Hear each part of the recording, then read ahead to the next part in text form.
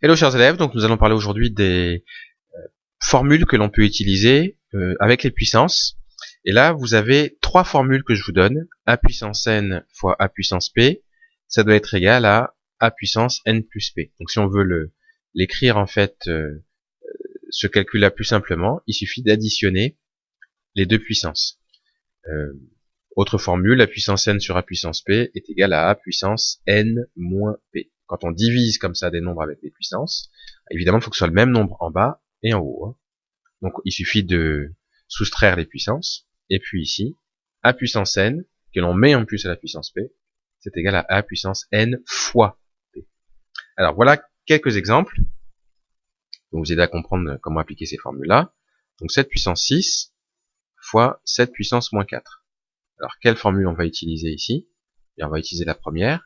Pour marquer que là, on a notre A en fait, c'est 7. Donc, qu'est-ce qu'on va faire? On va faire 7 puissance 6 plus moins 4. 6 plus moins 4, ça fait 2. Donc, au total, j'ai 7 puissance 2. Et ça, on peut le laisser comme ça, parce que très souvent, vous verrez, dans les exercices, on vous demandera de changer ou de calculer en ayant une puissance à la fin. Si par contre on vous demandait de donner l'écriture décimale, là il faudrait dire 7 au carré, ça fait 49. Et là c'est pas la peine. Ensuite, si on a 8 puissance 4 sur 8 puissance 5, on utilise la deuxième formule.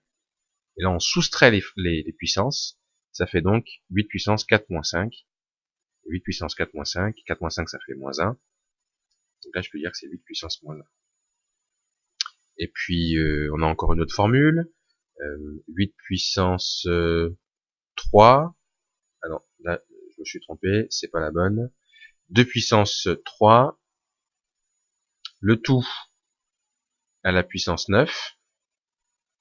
Mais là, j'utilise la troisième formule, et donc je sais que ça doit être égal à 2 puissance 3 fois 9. 3 fois 9, ça fait 27. Donc là, on a 2 puissance 27, et on peut s'arrêter là.